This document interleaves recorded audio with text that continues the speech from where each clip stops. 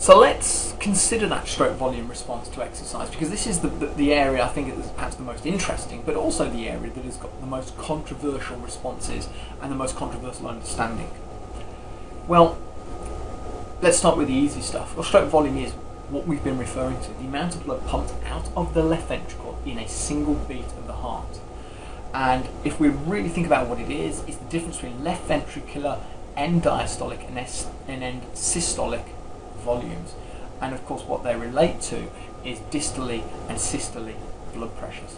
So in other words, when we're referring to blood pressure, although we're measuring the pressure in an artery, they can be backtracked in many ways to what is going on at the heart.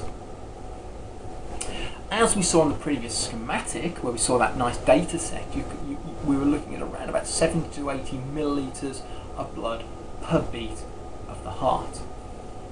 So if you think that there are 70 beats per minute and you do 70 times 70, you could suddenly see why we're getting close to 5 litres, so that's about 4.9 litres of blood per minute. But here's where it gets controversial. The conventional thinking is this, now this is quite interesting, the stroke volume increases with exercise until about 50% of VO2 max, at which point it reaches a plateau. Now this is really an important statement.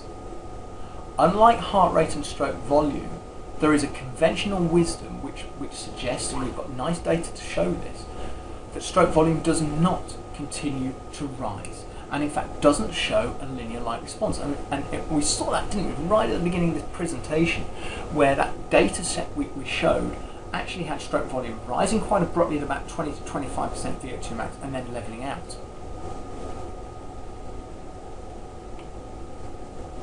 There we go. So if you again look back at the data, you can see 25% VO2 max levels out, and in this case it remained level until about 75% VO2 max, but it certainly wasn't linear.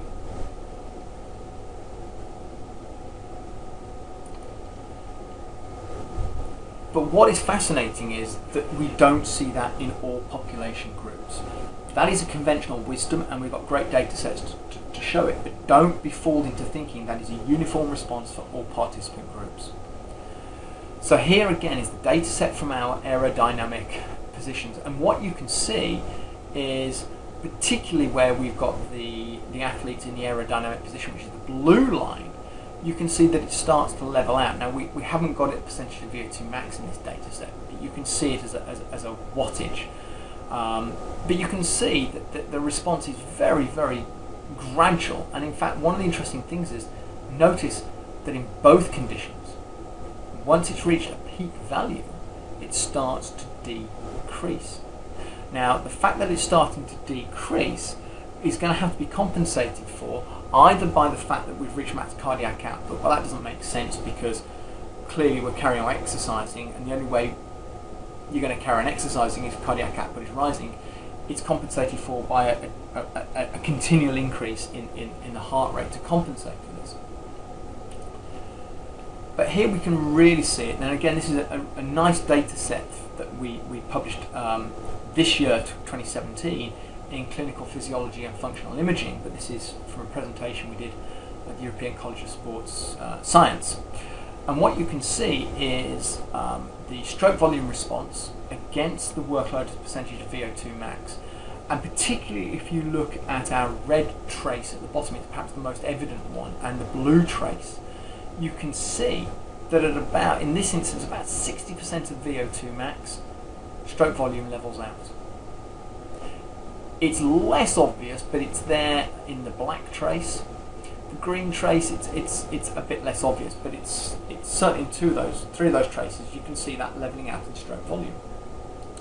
Just to put it into context, these four different traces represent four phases of the menstrual cycle. And one of the things that we've referred to in this study is, in fact, that stroke volume is affected by the phase of the menstrual cycle.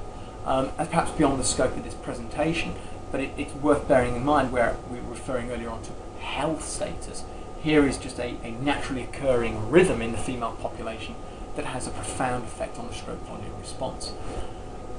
But the message is quite clear that there certainly seems to be, in this population group, stroke volume seems to be leveling out, in this case at around about 60% of the VO2 max.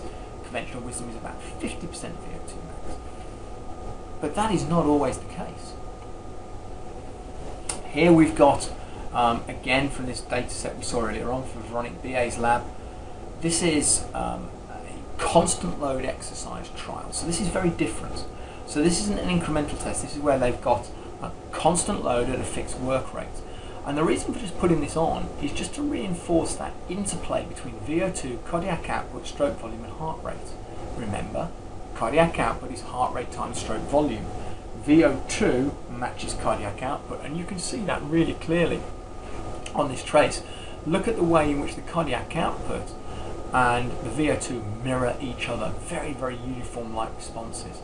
And in fact, look at the way in which the stroke volume is slightly out of sync with those, and the way in which the heart rate is also slightly out of sync. But the two variables that are really connected are the VO2 and the cardiac output in this.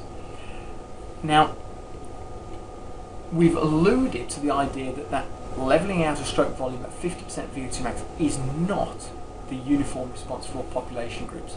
So let's just take a look at this, which was in a fairly recent paper. And they write that certainly there is variability among individuals in the stroke volume response to exercise that appears to be highly reliant on fitness level. Most endurance trained athletes exhibit an increase in stroke volume throughout the incremental test to maximal exercise, incremental maximal exercise test. In other words, rather than levelling out at 50% VO2 max, highly trained athletes seem to show a linear-like response in stroke volume all the way to VO2 max. Additionally, some, like the endurance-trained individuals, are able to progressively increase their stroke volume during strenuous exercise. Some exhibit a plateau at submaximal levels and then maintain their stroke volume at or near this level throughout incremental exercise, and some display a reduction in stroke volume at higher exercise intensities. In other words, it is not uniform. We are pretty certain that stroke volume shows a plateau at around about 50 to 60% VO2 max in untrained or moderately trained individuals. But when we start dealing with highly trained endurance athletes, they certainly seem to exhibit this linear-like response. But we also have this issue that irrespective of training status, some individuals show this reduction in stroke volume towards the end of an exercise challenge. So all of these perhaps need a little bit more of teasing out and a bit more of an explanation.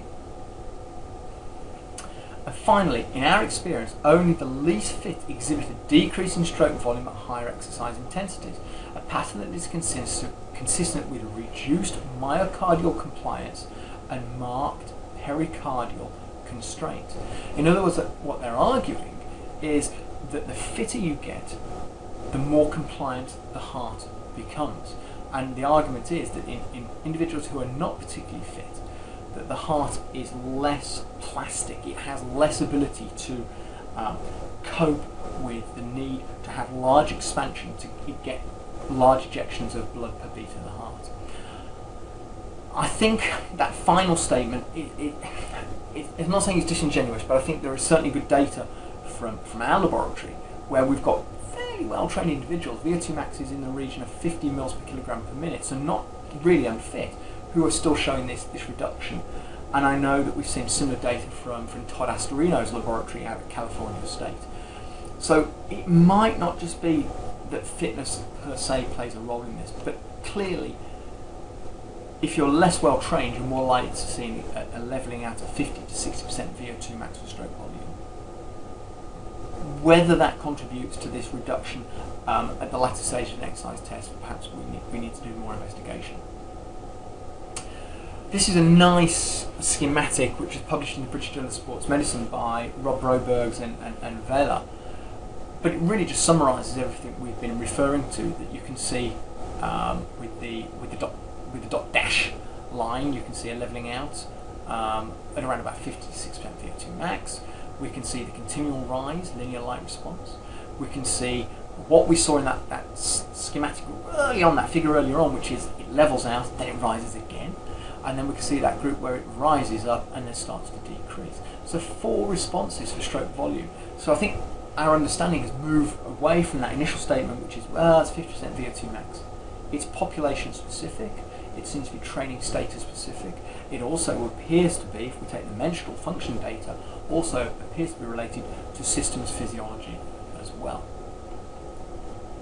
And here we've got, I mean, this is a summary data set, but it's quite a fascinating data set from a large number of studies where you've got young males, young females, and notice what you can see across all those studies is very, very, very different responses. Now this is stroke volume presented against heart rate, so you can see the volume of blood per beat against the actual heart rate itself.